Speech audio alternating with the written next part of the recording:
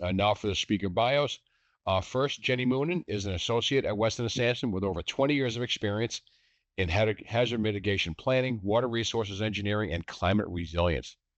She specializes in helping communities identify and assess risks related to flooding, stormwater, and aging infrastructure. She also develops actionable strategies to reduce vulnerability and enhance long-term resilience, working with stakeholders to translate technical analyses into practical, implementable solutions that strengthen community preparedness and sustainability. Next, Jim Reardon leads the firm's urban and environmental planning group and has over 30 years of experience in urban planning and environmental management, specializing in permitting and public health. Having directed state and federal programs for the management of non-point source pollution and others, Jim is also an expert in hazard mitigation planning and grantsmanship and has assisted dozens of communities in developing approved HMPs and obtaining millions of dollars in grant funding. And finally, Lizzie Siffer is a climate resilience planner with Weston Sampson, with experience supporting hazard mitigation plans, vulnerability assessments, and resilience planning efforts.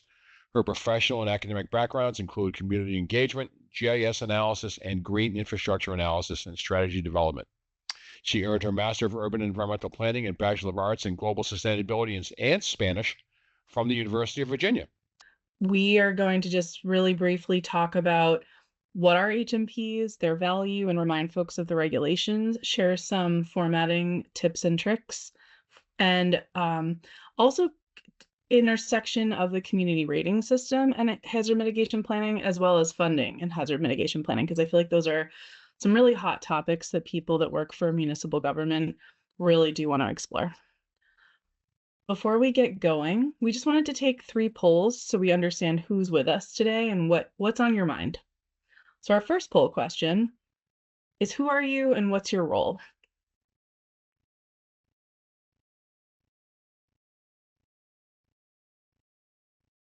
Please submit, and I believe the poll results will show up. Is that right, Chris? They as you do them, they should show up. So just click in.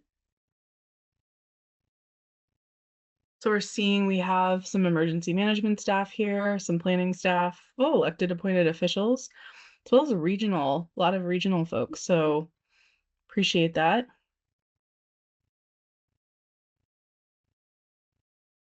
See some folks joining in the chat or the Q&A too.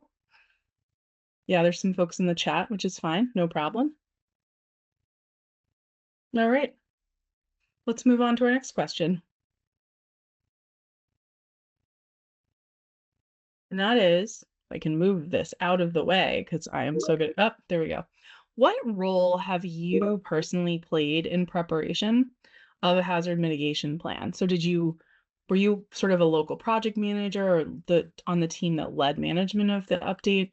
Were you somebody who was more in a routine involvement role where you maybe were on a steering committee or a core team?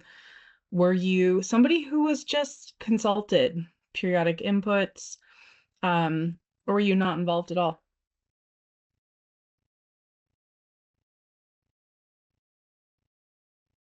Okay, so we have a lot of folks here, as you guys are seeing, who are either leaders or periodically involved, and then a few folks who weren't involved. So we'll keep that in mind as we go through this. Thanks, everybody. And our last poll question, and this is the one we're really hoping you can take a moment and help us clarify, what are you hoping to get out of today's session?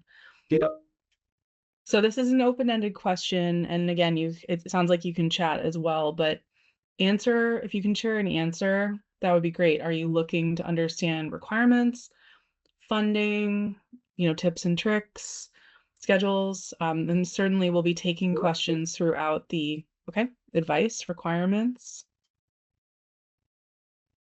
I have to answer this to Chris to actually get results.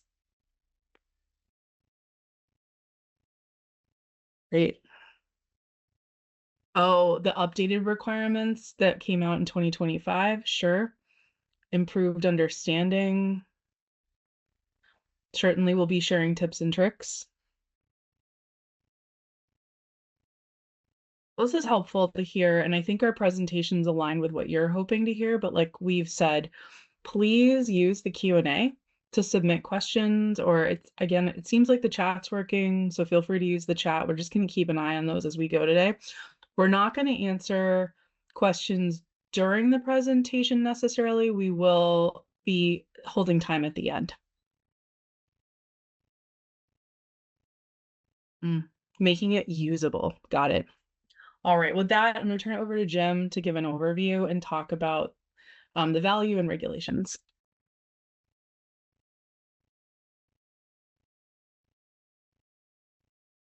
Jim, you're muted. Thank you. Sorry about that. Thank you very much, Jenny. We're going to begin with an overview of HMPs, their value, and regulations. So first off, what is hazardous mitigation planning or hazard mitigation planning? And it's the effort to reduce impacts to a community from natural hazards like flooding, extreme temperatures, winter weather, and I'm sure you can think of other hazards such as hurricanes, seismic activity, etc., through the process of planning, policy development, education, infrastructure projects, and of course, other approaches as well. So the value of hazard mitigation planning, we tend to look at it as having four major values to it. And then, of course, the economic one. So there is eligibility for grant funding. So by doing a hazard mitigation plan, you actually become eligible for a variety of different grant funding through FEMA and sometimes through other agencies that you wouldn't otherwise have access to. Preparedness planning. So, of course, by preparing for hazard events, you are better able to manage them when they occur. Building public consensus for implementation. So this also sort of harkens back to preparedness planning as well. When you build public consensus around hazard mitigation planning or any activity for that matter, you help prepare for that activity when it comes, and you help develop support around the implementation of specific activities related to hazard mitigation planning and managing hazards. And of course, you create more equitable outcomes too. So one of the issues that we find with natural hazards is they tend to adversely affect to a greater extent folks who are most vulnerable, folks who maybe have less means, economic means to manage the situation, folks who maybe have certain characteristics about their demographics that make them more vulnerable, such as older people, people with disabilities of some sort or another, people who maybe don't speak English as well as other people or who don't speak it as their native tongue. And this creates inequity. By doing hazard mitigation planning and thinking about how to communicate with those folks and how best to help them in a situation where a hazard event occurs, you make the outcomes of hazard mitigation management much more equitable. And I'm sure you've all heard the phrase a stitch in time saves 9. Well, it's kind of similar with hazard mitigation planning. So for every dollar that's spent on mitigation, and mitigation includes planning, you actually save $6 on disaster recovery and relief activities. So if you're better prepared, you save the community money overall. FEMA regulations. So the Disaster Mitigation Act of 2000. The Disaster Mitigation Act of 2000 amended the Robert T. Stafford Disaster Relief and Emergency Assistance Act. It created a framework for state, local, tribal, and territorial governments to engage in hazard mitigation planning and to receive certain types of non-emergency disaster assistance. As I was mentioning before, you become eligible for pre-disaster mitigation grants and other forms of grants that you might not otherwise have access to. So the regulation itself, which is 44 CFR Part 201, is still largely unchanged since its original in 2002, when the original rulemaking was done. There have been some incremental edits over time. Most recent codified update to Title 44 was done in December 31st, 2024. It continued core requirements that remained the same. However, there was some evolution in the guidance, and we'll go over that in the next slide, I think. So seeing here, the shift from 2022, so pre-2022, which is a legacy guidance at this point. It's still, you can still find it, it's still available, but it's no longer in effect. It focused on historical hazard data, limited consideration of future conditions, general requirements for public involvement, capability assessments, largely inventory-based, and then minimal emphasis on equity or vulnerable populations. So that was before 2022. And then in 2022, it shifted to a more future-focused kind of risk assessment. So it brought climate into the equation. So climate trends and changing hazard conditions as a result of climate change. Integration of equity and social vulnerable populations. So there was more focus on that to sort of even out the playing field. Expanded stakeholder and community engagement, because as we were saying earlier, when you get your community involved and your stakeholders involved, you get more effective outcomes. More rigorous, capable assessment to evaluate the effectiveness of hazard mitigation planning and the kind of activities you may have undertaken to do that, not just a list of resources. And then stronger mitigation strategy requirements. So it required action prioritization in ways that previous guidance did not. Express sources of funding for each of those actions, and then measurable outcomes for each action. Then in 2025, FEMA updated the guidance again. So FEMA 2025 guidance updates, and this focuses on the federal updates. To some extent, states might do stuff that's a bit different.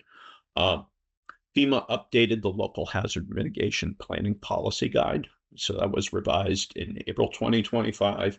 And then the local mitigation planning handbook was done in June 2025, and you can see images of those on your screen. So these updates included removal of equity and social vulnerability, no mention of climate change.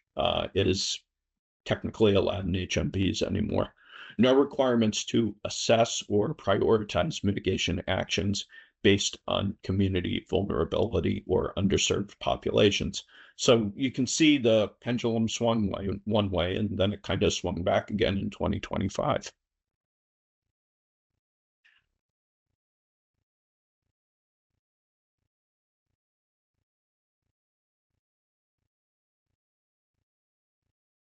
Thanks for going over that, Jim. So now I'm gonna start walking us through the second portion of today's session, which is focusing on HMP format tips and tricks.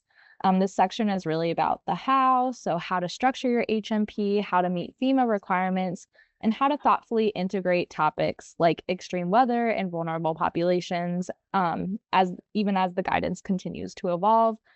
So we'll share examples, case studies, and also lessons learned from plans we've worked on across different community types. So hopefully you walk away with some ideas you can apply directly to your next update, or if you're in the process of creating your first hazard mitigation plan. So one of the most common questions I think we think about on our team, as well as hear from the municipalities we work with, is how do we meet the newest FEMA guidance and still meaningfully talk about extreme weather and vulnerable populations? This slide really frames the goal for this section. The short answer is you don't need to create brand new chapters to do this. Instead, you can weave these topics into the relevant sections of your HMP in a way that strengthens the plan and improves compliance. So as we walk through each chapter, we'll highlight examples, case studies, and practical tips that show where and how to do that effectively. And on the right of your screen, you'll see how we typically structure our HMPs to meet FEMA requirements, and we'll be going through each of these chapters over the next several slides. Beginning with chapter 1, this is a chapter where it's your opportunity to really set the scene. This is where you answer the why. Why are we doing this plan now, and why does it matter for this community? We also recommend clearly defining key terms, things like extreme weather, mitigation, adaptation, and resilience. These terms can mean different things to different audiences, so definitions help create transparency and shared understanding. Finally, this chapter is a great place to establish your overarching goals. These might include implementing mitigation strategies to reduce impacts from extreme weather, increasing outreach and education, or strengthening coordination across agencies. These goals should set the tone for the entire plan. So if you're wondering where to pull these definitions from, you don't have to reinvent the wheel. FEMA guidance is a really great starting point as is your state hazard mitigation plan, as well as other recently approved local HMPs and other relevant local plans like comprehensive plans or climate action plans. The key is consistency, so using definitions that align across documents helps avoid confusion and makes your plan easier to review and implement. Similarly, when you're developing or refining goals, there are lots of good sources for inspiration. Your previous hazard mitigation plan is always a great starting point if you have one, but you can also look to any risk and vulnerability assessments your municipality or entity might have, public input, and as well, other adopted plans. Strong goals are high level, but also action-oriented, so they should clearly signal priorities that will later translate into specific mitigation actions. And so we have an example of some goals on the left of the screen that we've created for other plans. So for this slide, moving into chapter 2, this section documents how the plan was developed. We typically recommend a structure that includes a core team or a steering committee, a broad stakeholder group, and the general public. We usually recommend somewhere between 4 to 6 people is a great number for a steering committee. These are usually municipal staff, but can also include others. The broader stakeholder group can include dam owners, members of community-based organizations, other municipalities, and a broad range of other stakeholders. Having a clear engagement plan, like the example shown here from the city of Cambridge, helps demonstrate meaningful participation and makes the FEMA review so much smoother. It also keeps everyone aligned on roles, timelines, and expectations throughout the planning process. In the image you see here, we have broken it down by different engagement events and when people can expect those to happen, and it just helps keep the coordination pretty easy throughout the process. One engagement approach we've seen work especially well is developing a street team of community liaisons. These are trusted advisors who help spread the word, encourage participation, and share feedback between the community and the planning team. This model often leads to better meeting attendance, stronger buy-in, and more honest feedback, especially in communities where trust and government planning processes may be limited. Some great people that could be part of your street team could be involved in community-based organizations, neighborhood groups, and a variety of other groups as well. So keeping with this chapter, the planning process chapter is also where you talk about the engagement you conduct with the public as well. So this is a great opportunity to learn more about people's lived experiences and hear about how extreme weather has impacted them. When talking with the public about extreme weather, it's often really effective to keep the conversation personal and tangible. Questions like, how has the weather affected you? Or what do you worry about in the future for your family can open the door to really meaningful insights. So documenting stories and pairing them well with localized examples of hazards, which we get to later, like flooding, heat, or storms, really helps ground the planning process in lived experience and helps you build out your risk assessment chapter and your hazards chapter. On the screen, we have the Effingham County, Georgia example, and it's a great case of a rural semi-coastal community that's beginning to capture those changing conditions early. And so I'll pass it off to Jenny, who's going to talk a little bit more about the asset inventory. This is one of the pieces that has changed in the newer not the 2005, but the 2022 guidance, and has continued in the 2005 updates. We used to talk about just critical facilities when we did these plans. And now FEMA is asking you to really broaden your thought process and consider people as an asset category, right? And that's, thinking about who is impacted by natural hazards, who has unique vulnerabilities, what population should you be considering, what are your demographics. So that's a new thing to be considering. There's also, we divide them up into structures and systems because sometimes it's easier to think about that way, but the guidance does just sort of lump it into structures. So thinking about buildings in your planning area, commercial, industrial, residential, age, construction type, and then there will be overlaps in structures and critical facilities. And then systems are also more like your electrical grid, your gas distribution network, bike paths, bus lanes, anything that's sort of more of a system piece. And that may expand outside of your community if you are relying on those systems to bring people in for work or people in for emergency response. So it's really thinking broadly about your network of responsiveness. FEMA's also asking people to start considering historic, cultural, and natural resources in the analysis, as well as defining economic, like top employers, top industries. What are there specific areas that you want to protect that would be considered quote unquote critical facilities, but are for an economic purpose? And also inventorying community activities as assets, right? So do you have road races? Do you have community events? Is the 4th of July parade a big thing for your community that people really want to go to because it's helping with overall sort of public health, wellness, etc.? And then we still, of course, cannot forget critical facilities. That now critical facilities, the recommendation is to overlap that with community lifelines. So if you are doing a plan, there is a whole guidance process on community lifelines from FEMA. So there's categories like safety and security, food, hydration, shelter, health and medical, water systems, and that includes drinking water, wastewater, and stormwater, energy, including power and fuel, communications, transportation, and hazardous materials. So aligning those critical facilities with those lifelines is a piece of the recommended guidance. The other thing that needs to be much more robust in the new plans is thinking about changes in development and how those changes increase or decrease your jurisdiction's vulnerability. So you need to actually look back at the last 5 years, or if your plan is expired since the last plan was done, and understand what's changed.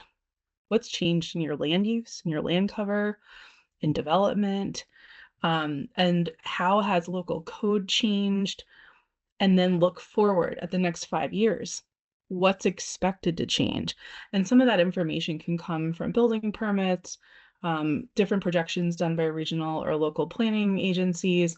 But ultimately, you want to be able to say, have we become more or less vulnerable in the last 5 years? And are we going to become more or less vulnerable to natural hazards in the next 5 years? I'll give a quick example before Lizzie moves on.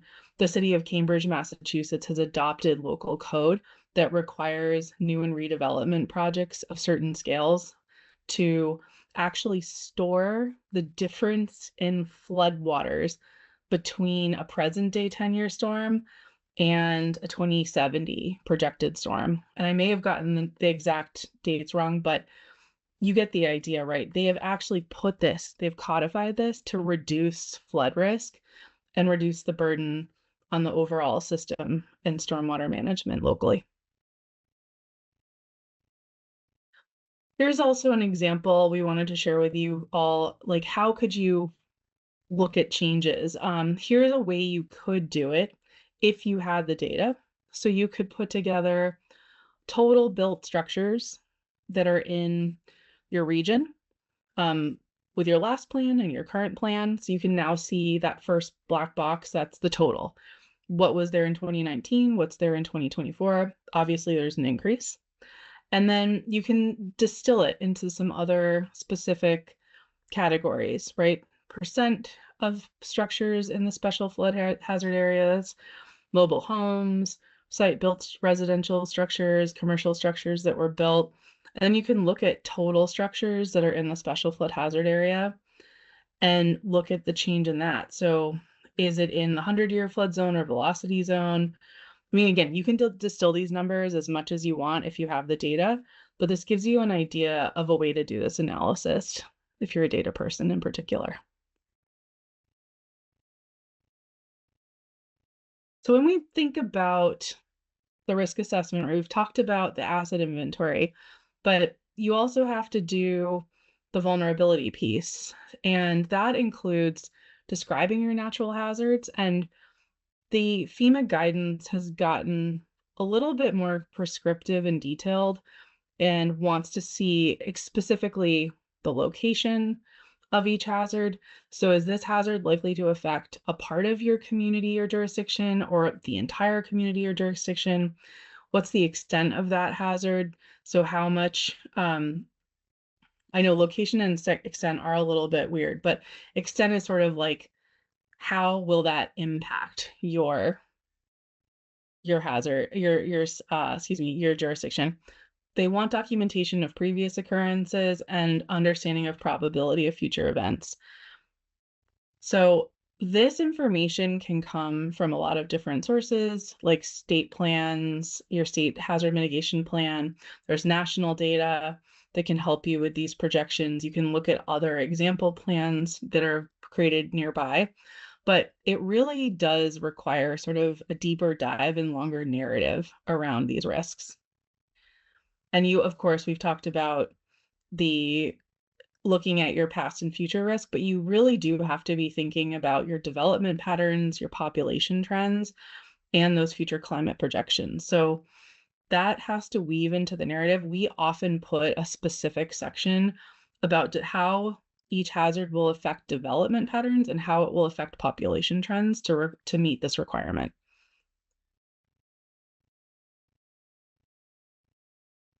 So I was saying, you can rely, like, where do you get these data? You can get them from your state plan. Like we said, there's a lot of national data. National climate assessment's a really good one. If you have regional groups that work on climate resilience or hazard preparedness planning, they may actually have better local data that would supersede national or state data. And again, you should be looking at all the other local plans or regional plans that apply to your jurisdiction to make sure there's consistency.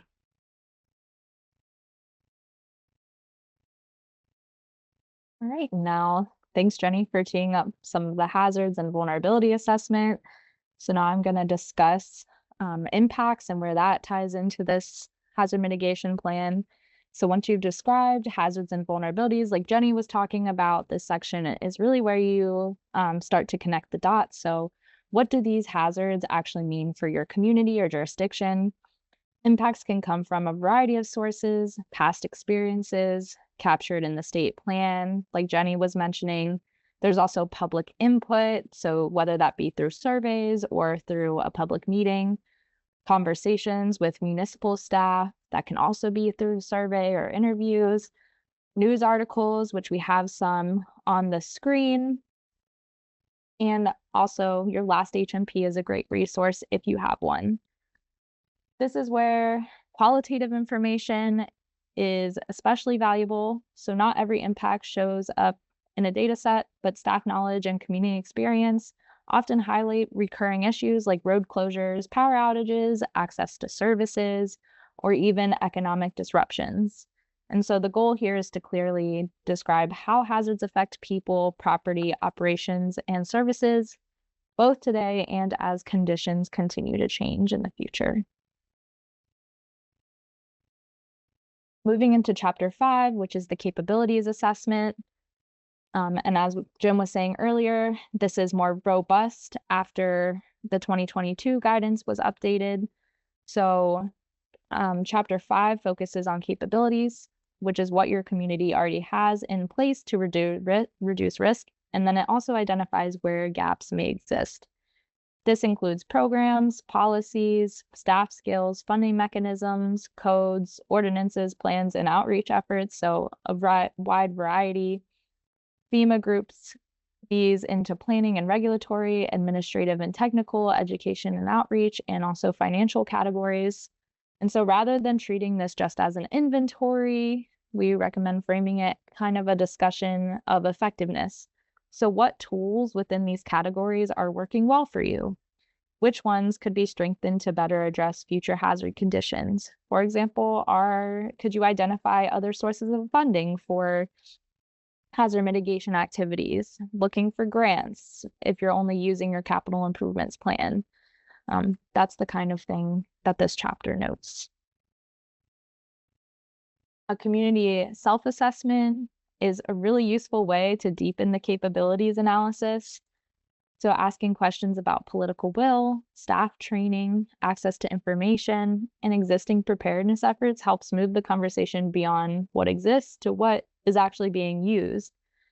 So we often recommend using simple tools like a staff survey, which is exemplified on the left of your screen, to capture this information. It not only improves the plan content, but it also builds internal awareness and buy-in across departments involved in mitigation.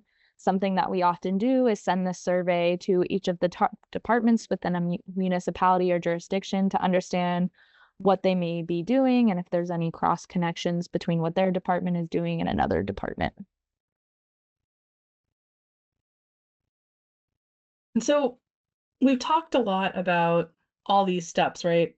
Doing your intro, thinking through your planning process and having the involvement from a variety of layers of people, doing your risk assessment, thinking about your assets, and then thinking about your vulnerabilities and your impacts and defining your hazards, assessing what you're good at and where you have, needs for increased resilience, collaboration internally. And then we have to tie it all up with a bow in coming up with mitigation actions. And I think those of you who have done hazard mitigation plans previously know that you do have to look at your last plan and do an update on what the actions were in that plan and say whether they're completed, whether they're deleted and why, whether they're in progress, etc. So that's a piece of your effort. And then anything that comes forward from that still should be continues into this action thought. But now you need to sort of rethink it all a little bit more holistically. So how do you tie this all in with your goals, right? Going back to chapter 1, how do you use your vulnerability analysis to really get to what's most important, making sure that your actions do align with other plans and feed into other plans as they get updated. So an example I can think of is open space and recreation planning is one we see where those get updated in our region every 5 years, and actions from this might go into that plan or to a comprehensive plan. Pulling the stakeholder input in to help define the progress and the priorities, the public input, and then like we said, your analysis of local capabilities, like Lizzie just talked about. And that needs to be crossed with how well are these actions going to mitigate natural hazards and the impacts on your community or jurisdiction? How technically feasible are they? We can all have dreams, but it needs to be practical. And then how can you fund these actions? Are you planning to have capital funding locally, get grants or loans? And then is there a political will to really do these plans? And so all of this has to mix together and come up with you come up with your list of actions, but you have to be mixing all this in. Some other things that have changed in the more recent guidance is FEMA is pretty clear that you now need to have one or more actions per natural hazard. So you can't get away with ignoring hazards that maybe aren't as common in your area. This robust prioritization process I was just talking about that has to consider all these different factors, you need to come up with a methodology. Now you can use Stapley, which is FEMA's recommended methodology. It works and it's easy to follow, but some jurisdictions have their own process or like to develop it themselves. And you definitely need to be very specific about funding, like I was talking about, as well as very clearly defining who is responsible for implementing each action and what are the timelines. So is it going to be in the next year, in the next 5 years, or longer than that? Moving into plan maintenance, which is probably one of the shortest chapters in your hazard mitigation plan, but it's also a very important chapter. Environmental conditions are changing quickly, and a 5-year update cycle may not be sufficient to keep plans relevant based on what your community might be doing, if they're doing any other planning efforts or conducting vulnerability assessments. Those are things that you definitely want to keep an eye on during the years where you're maybe not in the process of updating your HMP. And so we encourage communities to consider lighter lift approaches, like annual updates, quarterly committee check-ins, or targeted reviews after disasters, which is recommended by FEMA, or when new data becomes available. The idea is to make mitigation planning an ongoing process and not just a document that kind of sits on the shelf between updates. On the screen, we have a case study. This is Charleston County in South Carolina. It's a great example of what an active plan maintenance can look like in practice. They hold quarterly meetings with representatives from multiple departments and update hazard frequencies and mitigation action tables annually. That's something that a lot of the communities we work with do. They create mitigation action tables where it's really easy, where you can update the progress status, so that way you don't have to wait until the end when you're doing your hazard mitigation update, so you can write whether or not you've completed this action, or whether or not maybe this action isn't pursuable anymore for whatever reason. They also revisit the plan when new flood maps are released, which helps ensure decisions are based on the best available data. And approaches like this not only strengthen plan quality, but also make the next full update a lot easier. And the final chapter of the hazard mitigation plan focuses on adoption, which is a critical step for plan validity and funding eligibility. You have a little bit of flexibility and timing. You can choose to adopt the plan either before submitting it to the state and FEMA for review, or you can also submit it or adopt the plan after receiving review comments. Most of the communities we work with choose to adopt the plan before sending it for review, just because it's a little bit easier, because as soon as FEMA gives the stamp of approval, your entity will be eligible for funding. Jim's going to talk a little bit more about what the adoption and approval time process looks like in a minute, but it's also just important to note, if you decide to wait to adopt your plan afterwards, if you wait to adopt it after a year, then there might be some additional requirements. You might have to make some updates. And regardless of timing, formal adoption is required to remain eligible for FEMA mitigation funding and grants. And since we have some regional folks on the call, if you are having municipalities be a part of your hazard mitigation plan, or if anyone's interested in looking at a multi-jurisdictional hazard mitigation plan, all of the municipalities must adopt the plan in order to be considered approved. And on the left, we have FEMA has an example adoption resolution that you can use and adjust as you see fit. I'll pass it off to Jim. So the review and approval timelines and process remains essentially unchanged from previous guidance and guidelines. This has been intact for quite a number of years. It's really a 4-step process, including local submittal, state review, FEMA review, and then final adoption and approval between the local and federal level. So in the local submittal process, you take a draft HMP, at least at the final draft stage, and you submit that to the state for review. Adoption at the local level is optional at this stage. So some communities opt to actually go through full local approval and send that to the state for review. There's both advantages and disadvantages to this. The advantage is that you don't then have to, really go through a formal adoption process at the end. So it might make things move a little more quickly. Disadvantage is that if something changes that's substantial in the plan, which does happen occasionally, not very often, but occasionally, then you might have to go back through the adoption process again. State review, so the state conducts the initial compliance review. They coordinate revisions with the local entity that provided them the HMP, and then forward it to FEMA for their review.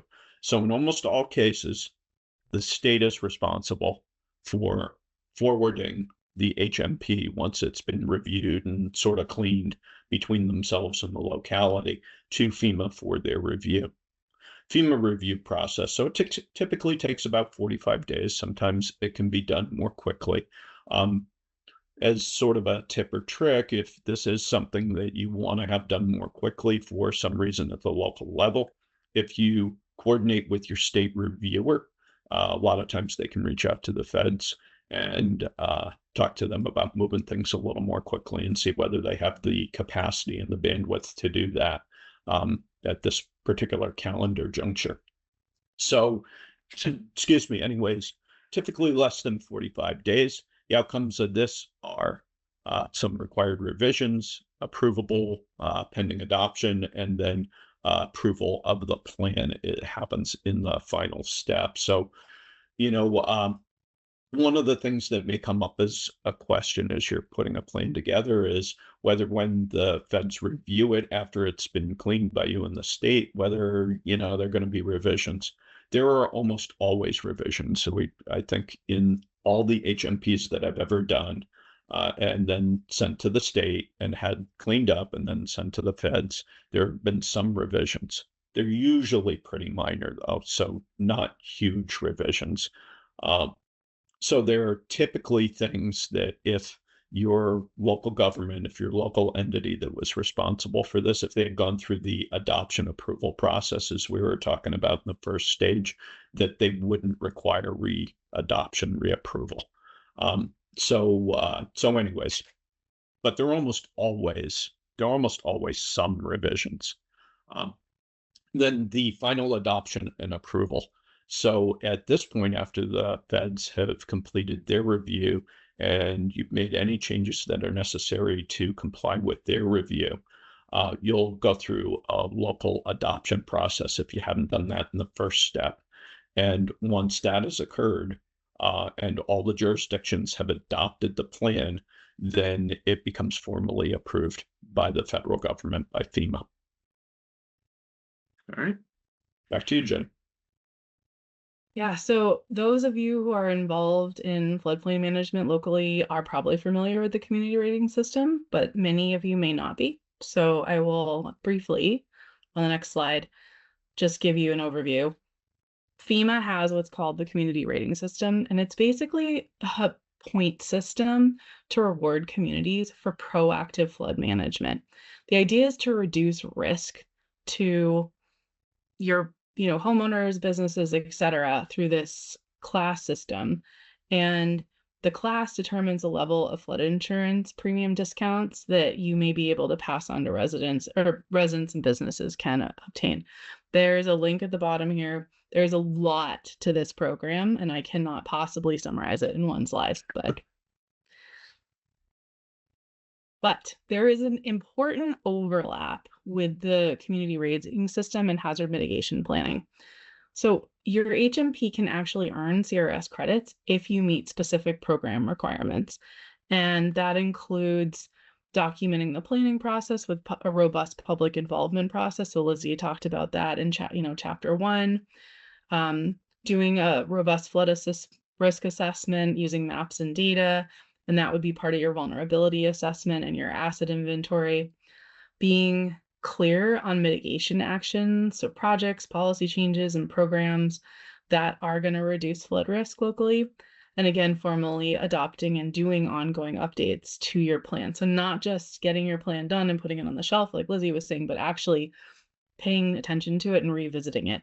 So this credit system, I'll talk on the next slide, give you some examples. It's, again, robust. There was a link on the last slide. You can dig into this, but there's a whole number of point system items that you can get for parts of developing the HMP. The total points you could receive for a hazard mitigation plan are 382, and the average, according to FEMA, is that communities get 214. But this typically is scope above and beyond what you would be normally doing for a hazard mitigation plan. So if you're somebody who wants to spend the money to pay for support for this, or can do things yourself and want to be getting robust credit, there's certainly an opportunity while you do your HMP update and implementation.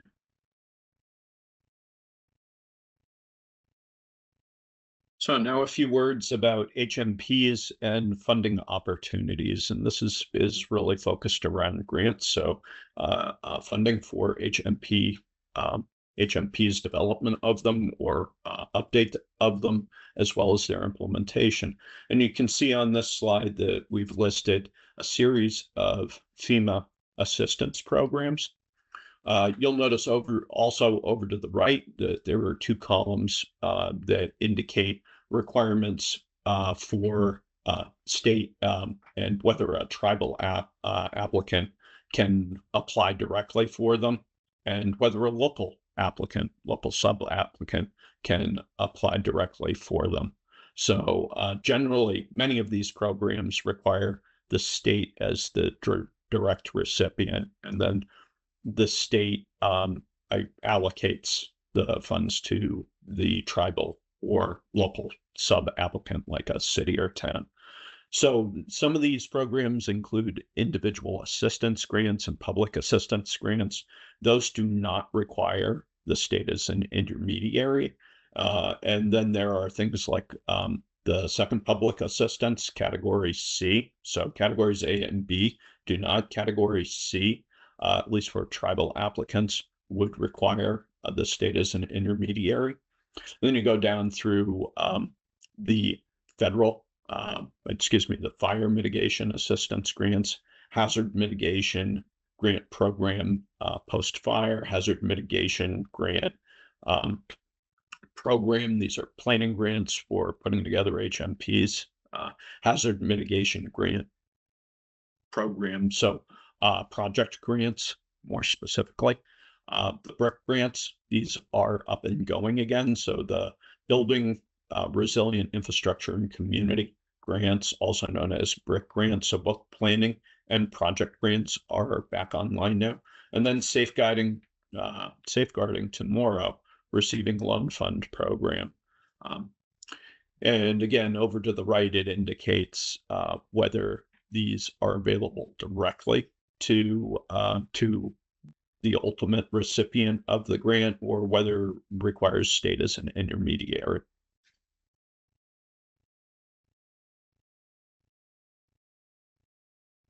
Some additional grant and funding programs. So these are enabling through legislation, and they include the National Flood Insurance Act and the Water Infrastructure Improvements for the Nation Act, or WIN program. So again, on the left, you can see the individual program that is allocated through FEMA, and then in the two columns to the right, whether the recipient whether a local recipient can be direct or a tribal recipient can be direct, or whether it needs to go through a state program first.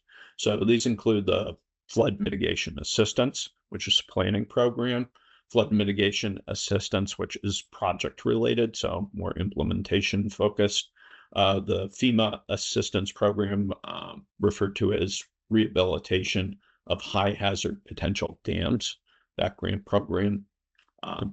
And you can find each of these programs listed on FEMA's website. We give you the URL down at the bottom of the screen. You can also Google these and find them that way, or find this webpage that way. There's just so many programs out there. The money has, of course, shortened in recent years, but having a approved HMP, you know, as these tables show, will help you be able to be eligible for funding when it becomes available. As you all know, like Jim mentioned, BRIC is back on the table right now.